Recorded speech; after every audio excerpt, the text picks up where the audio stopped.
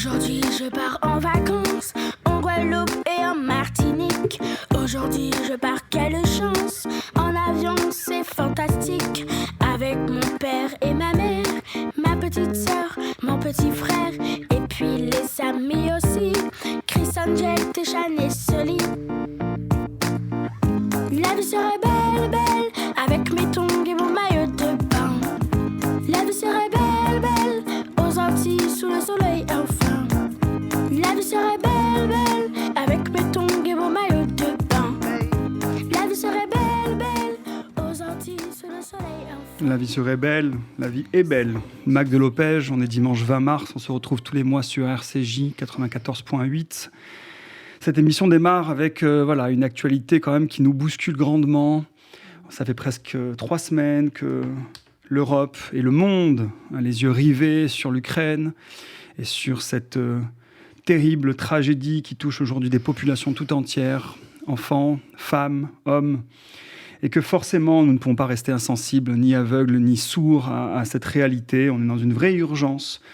Aujourd'hui, je tiens à saluer la grande mobilisation des associations, évidemment le Fonds social juif unifié, qui coordonne autour du consistoire, du CRIF, du Kazib Kojazor, de l'OSE, des EI, de l'EJM.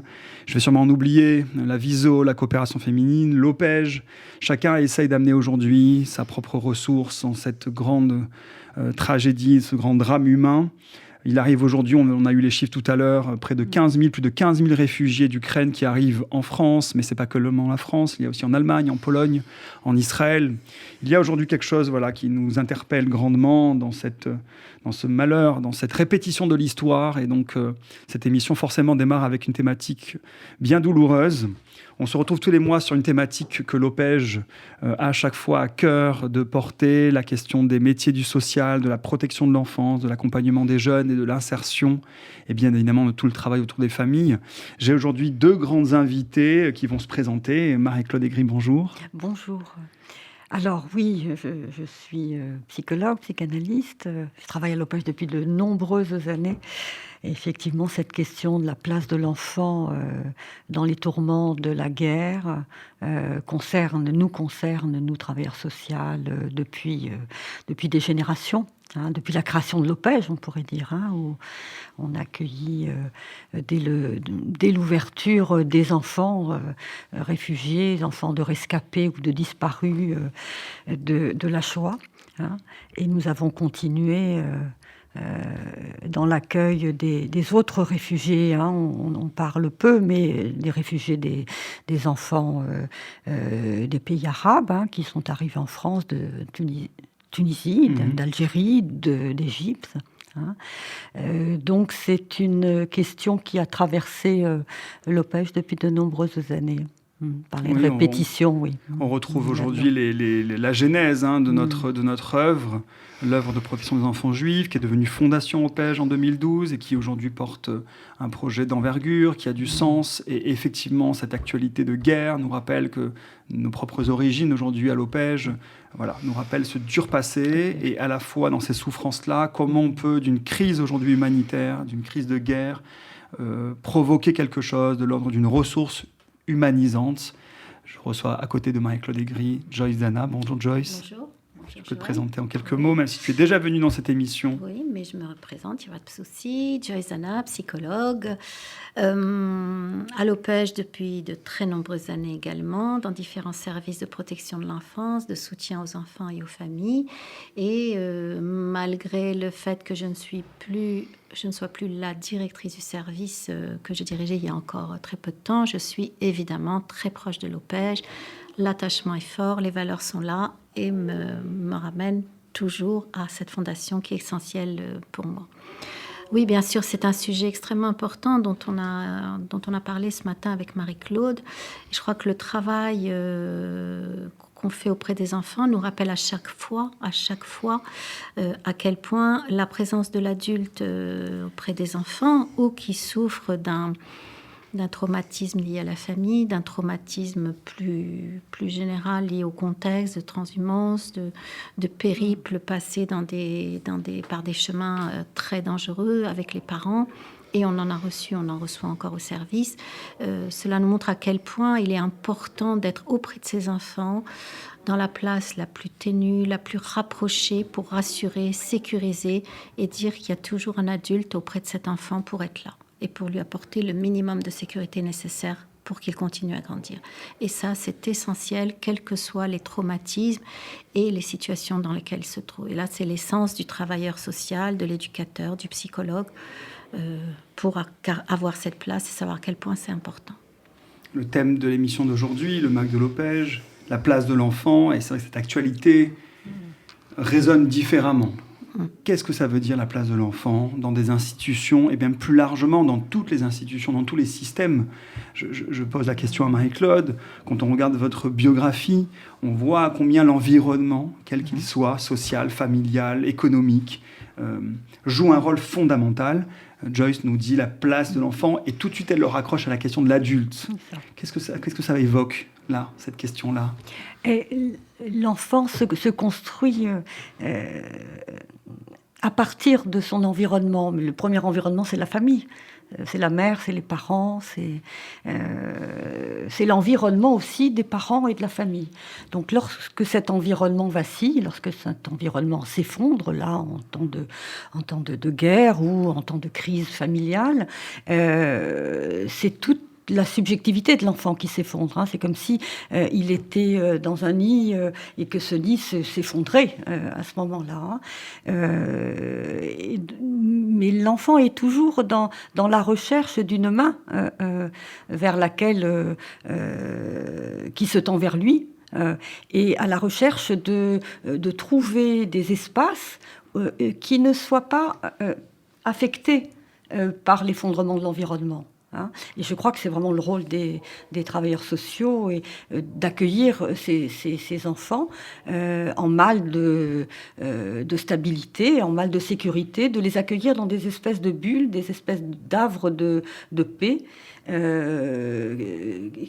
qui reconstitue le monde dont a besoin l'enfant selon son âge, qui part du jeu, qui part du rire, qui part du fait d'être un enfant, d'être écouté, de pouvoir s'amuser aussi, de pouvoir sortir de ce qui traverse le monde autour de lui, tout en c'est à la fois cette alchimie entre être préservé des bouleversements de l'environnement, il y en a toujours, il y en a des plus graves et des plus traumatiques que d'autres, d'être préservé tout en étant un témoin concerné et un témoin le mieux possible éclairé sur ce qui se passe autour de lui. Ça, c'est effectivement important. Quand on décrit cet environnement de protection qui lui est nécessaire pour grandir, est-ce que ça veut dire qu'il faut que ça soit complètement coupé de ce qui se passe, ou au contraire, est-ce que c'est de le préparer, qu'il prenne conscience de ce qui se joue aussi pour appréhender au mieux la vie, quand bien même elle s'effondre, quand bien même elle est douloureuse, elle est faite de traumas, elle est faite de violence. Et aujourd'hui, encore une fois, cette réalité nous plaque cette terrible actualité. Comment on fait justement quand on est un travailleur social? Tu parles d'écoute. Forcément, je pense aux fonctions des psychologues et évidemment aux travailleurs sociaux en général. Comment on fait pour que cet enfant, dans ces contextes-là, parce que je pense que c'est important pour que nos éditeurs se disent, mais comment on fait, comment on parle de la guerre, comment on parle des traumas, comment on parle de ces moments où justement le lit s'effondre? Alors c'est important, enfin, on réfléchissait sur cette question de comment on parle. Alors on ne dit pas tout aux enfants, parce que ça n'a pas tellement de sens de dire tout. Un enfant, c'est un enfant de 3 ans, c'est un enfant de 2 ans, c'est un enfant de 5 ans, c'est un enfant de 10 ans, c'est un adolescent. Donc selon le temps qui est le sien, il n'aura pas besoin de la même parole, il n'en est pas au même niveau d'être concerné ou de compréhension. C'est aider, je crois, et accompagner l'enfant à sortir d'une certaine confusion. Parce que lorsque autour tout se déstabilise, du fait d'un événement familial ou du fait d'un trauma, du fait d'un accident de la vie qui le concerne ou historique, à ce moment-là, il ne comprend pas ce qui se passe. Souvent, les adultes parlent autour de lui, il entend, ou voire il regarde les actualités télévisées, mais il ne comprend pas, il est baigné, il est un espèce de témoin à la fois muet et qui n'a pas encore les outils de compréhension de ce qui se passe. passe, face à des adultes qui eux-mêmes souvent sont pris par le choc qui vient comme ça percuter leur vie. Donc tu as bien dit, c'est d'écouter d'abord. Alors, c'est d'écouter le langage de l'enfant. Et le langage de l'enfant n'est pas le même quand il a 3 ans que quand il est adolescent. Et le langage de l'enfant, ça passe pas forcément par les mots, ça passe par le corps, ça passe par la manière de montrer le malaise, par des signes de malaise, ça passe par... L'enfant peut tomber malade, l'enfant peut se montrer violent, agressif. Enfin, manifester... c'est une manière de parler sans mots et d'attendre que justement les adultes trouvent au plus près les mots qui pourraient justement le rassurer et lui permettre de continuer à se construire. Parce que l'enfant il est en construction, ça, il ne faut pas oublier. Il n'y a pas donc la fonction uniquement d'écoutant qui nous est aujourd'hui rappelée, mais il y a aussi la question de l'observer, de l'observation, de comprendre oui, qu'est-ce qu'il manifeste, pas uniquement à travers un langage qui pourrait être un langage de parole, mais il y a aussi le langage du corps. Joyce, tu as rappelé ton long travail à l'Opège, dans des services éducatifs, en maison d'enfants, et récemment jusqu'au service de Paris, service d'accueil de jour éducatif. Lorsque vous accompagnez les familles avec toute l'équipe dans ces moments traumatiques, un service éducatif de jour, rappelons-le, c'est lorsqu'il y a une difficulté, une carence, voire du danger qui est repéré par l'environnement institutionnel, l'école, les services de soins, parfois les travailleurs sociaux. Comment, à ce moment-là, on enclenche quelque chose qui vient réparer, aider, soigner, faire grandir on parle souvent, quand on était en travail ensemble, être là, cette présence de l'adulte, qui est déjà un premier acte fort, avant même d'écouter et de regarder, c'est déjà une présence. Comment vous travaillez quand il y a justement des difficultés apparentes, ou pas toujours, j'ai envie de dire, parfois il y a aussi des choses qui sont très silencieuses. Exactement. Dans le silence aussi, il y a aussi du langage. Qu'est-ce qu'on détecte, qu'est-ce que l'on capte pour justement adapter. J'entends que Marie-Claude dit à chaque situation, on dit des choses en fonction de la situation. Il n'y a pas de plaquage en travail social. Au contraire, il y a véritablement une agilité permanente en fonction de la situation. Comment vous travaillez, vous ? Et j'ai envie de dire aussi, quand vous aviez des familles qui venaient d'ailleurs. Je sais que dans ce service-là, vous étiez aussi en permanence en train de réfléchir à des familles qui avaient des parcours migratoires, qui arrivaient en France avec un choc des cultures, qui ne comprenaient pas toujours tout ce que les enjeux, on va dire, réglementaires de la protection de l'enfance imposaient parfois à ces familles. Voilà. Quelles sont les postures à adopter le mieux possible pour accompagner en douceur, en toute nuance ?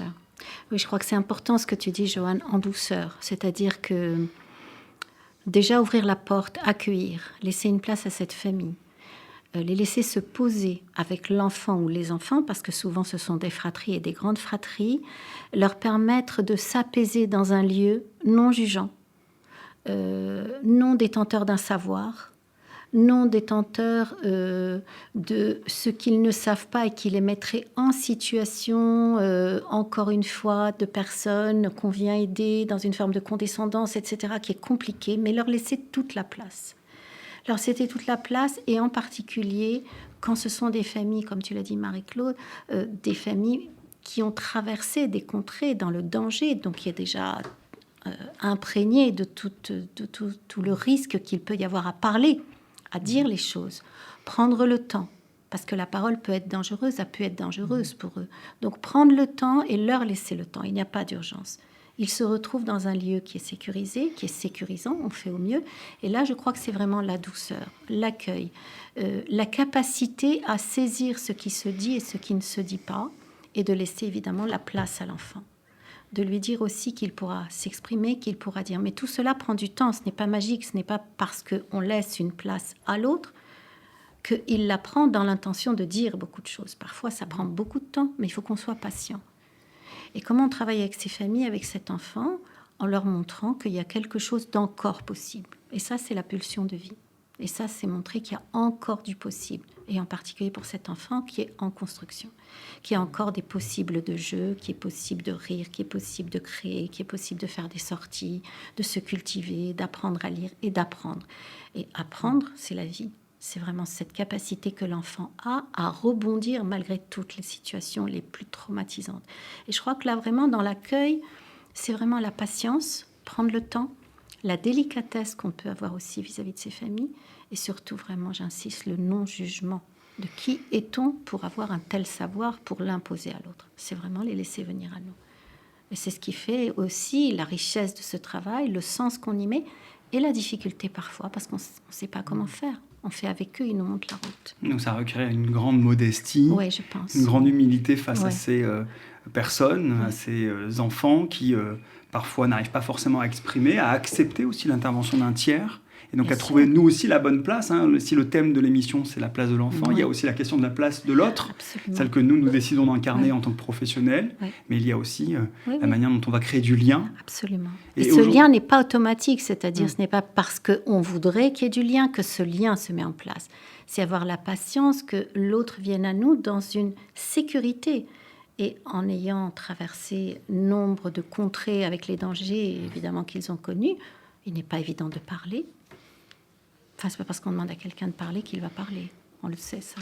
Oui, et c'est pas parce que nous on a identifié un parcours migratoire de souffrance fait de trauma Oui. qu'automatiquement le rendez-vous va provoquer Oui. cette mise en parole. Il Oui. faut du temps. Oui. Il faut du temps pour que les choses se disent. J'ai envie de rebondir sur le dernier livre, le dernier récit, le dernier témoignage de Marie-Claude. Alors si vous tapez son nom, Marie-Claude Akiba Aigri, si vous tapez son nom sur voilà, les sites de vente, on ne fera pas la pub d'un plus d'un autre, mais le dernier livre, L'enfant qui se taisait, quel est ce livre, Marie-Claude? Alors, ce livre, il parle justement d'une petite fille dans la guerre.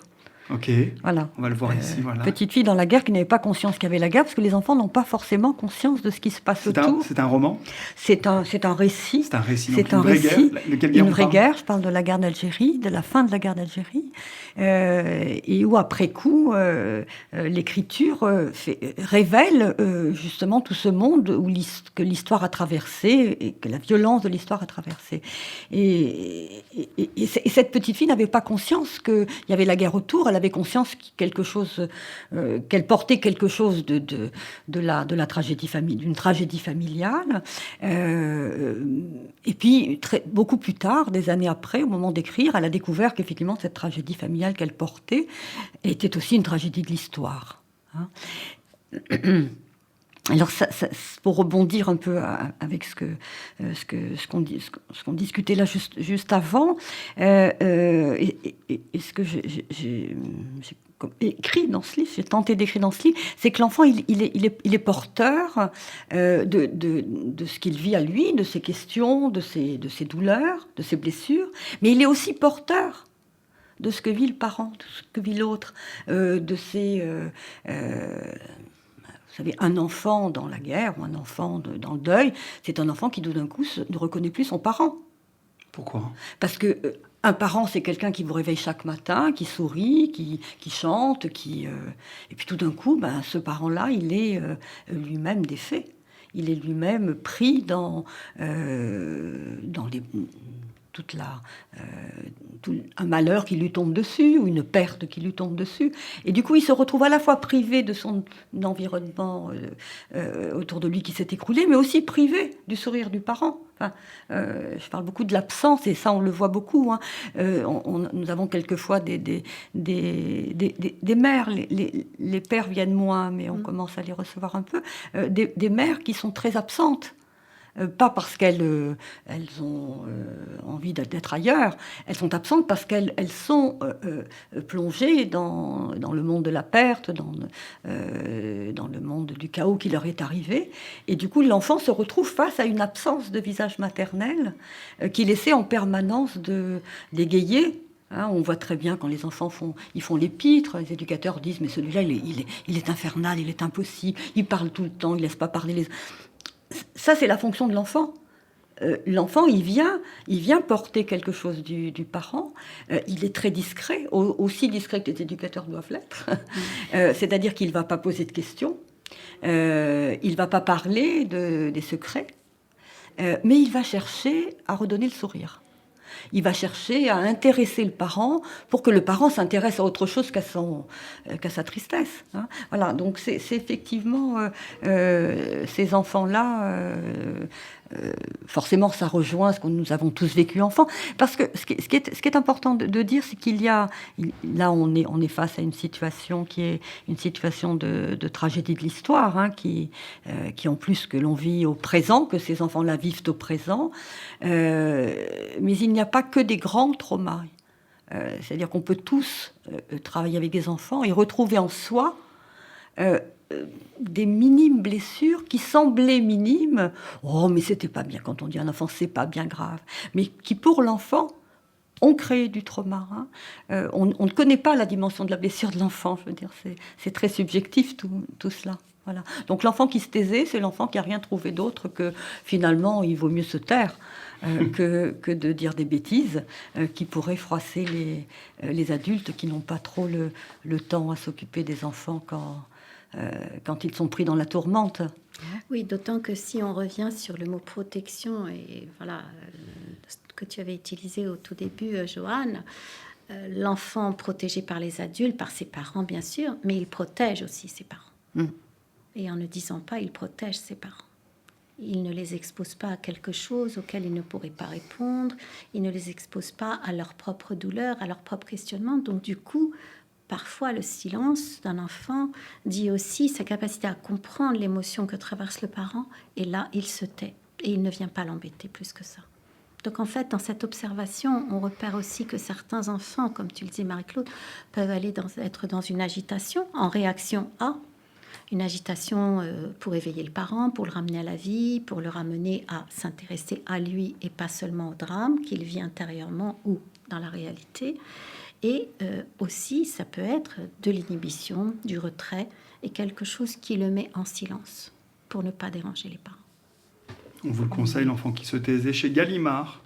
Il est sorti en 2021. On fait une petite pause musicale. On parlait de l'enfant qui se construit, l'enfant qui est toujours dans la vie. La chanson que Marie-Claude a choisie sur le CD du Safège, ce fabuleux recueil musical créé par les enfants, pour les enfants.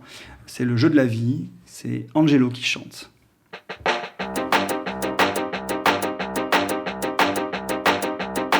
Mon héros il serait comme moi un peu gros, noir, mignon et sans trop de cheveux tout en haut. Pour le caractère, un peu tête en l'air, flemmard fatigué, mais aussi je l'espère, intelligent, rusé, gentil, attentionné, drôle, enfin je le crois. C'est à vous de juger, généreux quand je veux, avec ce que j'aime, courageux quand je peux. Si ça vaut la peine, ma vie est un jeu dont je suis le héros. Ma vie est un grand jeu vidéo. Ma vie est un jeu dont je suis le héros. Ma vie est un grand jeu vidéo. Mon terrain de jeu, c'est la terre entière, pas de limite, pas de frontières, une infinité de possibilités. Depuis la Guyane, j'ai beaucoup voyagé, j'ai découvert de nouveaux mondes, j'ai partagé de bonnes ondes. Certains m'ont aidé, d'autres m'ont attaqué, certains m'ont aimé, d'autres m'ont détesté. Ma vie est un jeu dont je suis le héros. Ma vie est un grand jeu vidéo. Ma vie est un jeu dont je suis le héros. Ma vie est un grand jeu vidéo. Ma vie est un grand jeu vidéo, mais la vie est un jeu entre lui et les autres, entre lui et ses parents. Juste à la pause, on disait, mais en fait, quand l'enfant s'agite ou l'enfant exprime, il cherche aussi à préserver cette relation fondamentale entre lui et son parent, entre lui et cet adulte qui l'accompagne, peut-être pour justement éviter que le parent se disperse. On parlait de cette absence qui parfois est souvent sujet de travail éducatif, quand les parents ne sont pas là ou mal positionnés. L'enfant rappelle un peu de lui-même, et j'aime bien quand tu disais, l'enfant est aussi acteur quelque part. Il est aussi le témoin d'une histoire, mais de sa propre histoire. Et Angelo, dans cette belle chanson, nous dit, mais la vie est un jeu dont je suis le héros. C'est moi-même qui vais faire en sorte qu'autour de moi, tout en respectant ces règles d'une société, je vais aussi faire bouger mon propre personnage et faire en sorte qu'on me regarde et qu'on prête attention. Donc dans le travail éducatif, je crois que c'est ça l'essentiel, c'est de toujours préserver ce lien fondamental qui malheureusement est bien brisé lorsque les enfants arrivent dans nos services éducatifs de protection de l'enfance à l'OPEJ ou même dans les maisons, et donc de maintenir un lien tant que cela est possible entre l'enfant et son environnement, n'est-ce pas ? Est-ce qu'à la fin, l'enfant parle? Ou ne le dites pas, Marie-Claude, mais l'enfant qui se désire, je me dis, mais est-ce qu'à un moment donné, il parle? J'imagine que oui, puisqu'on est au passé. Et l'enfant parle, l'enfant écrit, l'enfant imagine. L'enfant joue, il trouve des personnages autour de lui dans la famille qui sont un peu plus en retrait et avec lesquels il joue. Et ça, je crois que le jeu sauve.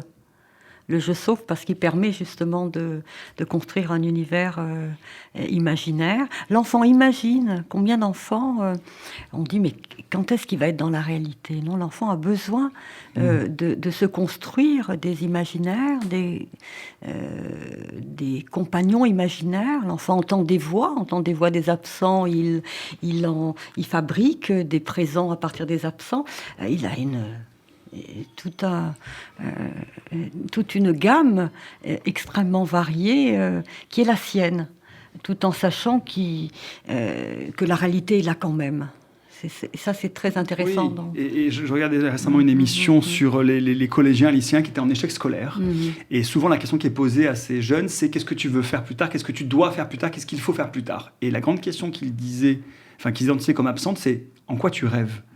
En quoi le rêve aujourd'hui, parfois, il est écrasé par des réalités, des nécessités économiques, d'emploi, d'argent. Et en fait, on laisse parfois la place à l'imaginaire comme s'il ne fallait pas le laisser exister. Alors qu'on sait que dans l'imaginaire, tu viens de le dire, il y a toute une gamme en fait, de ressources. Je dis souvent que l'éducation, ce n'est pas une position ascendante de l'adulte vers l'enfant, c'est plutôt mettre une sorte de panoplie sur la table, un mode d'emploi pour que l'enfant s'en saisisse au maximum. On sait que dans le travail éducatif, on a même fait une émission spéciale là-dessus, combien l'art, la musique, le sport, tout ce qui est expression permet à l'enfant de se construire. Absolument. Et lui laisser le temps. Or, il y a effectivement conflit entre la réalité qui amène en permanence la question « qu'est-ce que tu veux faire, où tu en es, etc. » qui sont des questions réelles et nécessaires, et le rêve, l'imaginaire et l'idéal vers quoi il a envie de tendre. Et voilà, comment aider cet enfant à tendre au plus près vers ce qu'il a envie de devenir. Et ça, c'est notre travail, l'aider à se construire vers ça. Possible, pas possible, on ne sait pas, mais en tout cas, au mieux. Et lui dire, ok, je crois en toi, je vais t'aider aussi sur cette route. C'est là que c'est important. Après, si ça se réalise, tant mieux. Mais au moins, on est là pour l'amener vers le rêve, ce qu'il a envie d'être. Ça, c'est important. Et puis ça me fait penser à ce grand pédagogue Korczak, qui, je crois qu'on a beaucoup à apprendre de lui. Et moi, il m'a appris à me mettre à la hauteur de l'enfant. Alors, quelquefois, les enfants sont... mais à la hauteur du cœur de l'enfant. Et ça, c'est pas facile. Ça veut dire retrouver, finalement, cette part, justement, de parler de modestie, cette part de non-savoir aussi, et de capacité d'être surpris. Oui. Qui fait effectivement que l'on garde toujours un enthousiasme dans ce travail. C'est jamais... Janusz Korczak, on s'est beaucoup inspiré à l'Opège, mais pas seulement, de ses visions éducatives. Ce médecin, pédagogue, directeur d'orphelinat, qui avait accompagné des enfants jusqu'à la guerre, jusqu'à la mort, mais nourrit encore aujourd'hui cette question de la place de l'enfant, mais aussi de la place de l'adulte. Ça me fait penser à une dernière émission qu'on a eue ici en décembre, avec un homme extraordinaire. Je lui renverrai à chaque fois une belle dédicace. Gauthier Arnaud Melchior, un ancien enfant confié, accueilli toute sa vie en maison d'enfant, pouponnière en maison d'enfant, qui a édité un travail remarquable où il a rencontré plus de 1500 enfants aujourd'hui en France. Et son rapport s'appelle « À hauteur d'enfant ». Et avec un H entre parenthèses, comme quoi l'auteur, c'est bien l'enfant qui est acteur, qui écrit son histoire, mais à hauteur, parce qu'il y a aussi une question de niveau et donc de place. J'ai pris beaucoup de plaisir à être avec aujourd'hui toutes les deux. Merci Joyzana pour être encore présente là. Merci Marie-Claude. Et encore bravo pour cet écrit que je vous conseille. Je redis encore une fois en fin de cette émission la grande mobilisation qu'il y a actuellement face à l'urgence en Ukraine.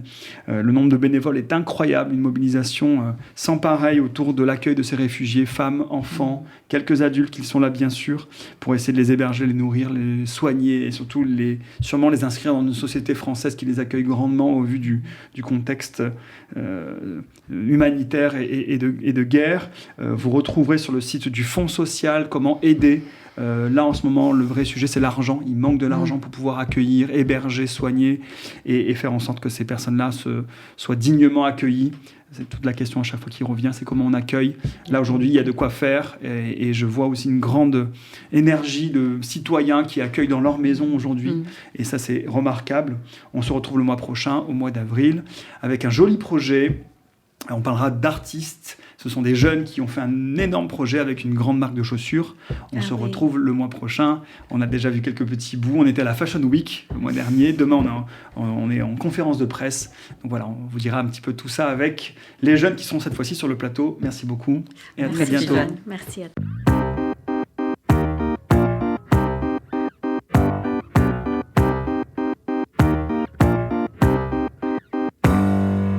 Aujourd'hui je pars en vacances, en Guadeloupe et en Martinique. Aujourd'hui je pars, quelle chance, en avion c'est fantastique. Avec mon père et ma mère, ma petite sœur, mon petit frère. Et puis les amis aussi, Chris Angel, Téchan et Soli.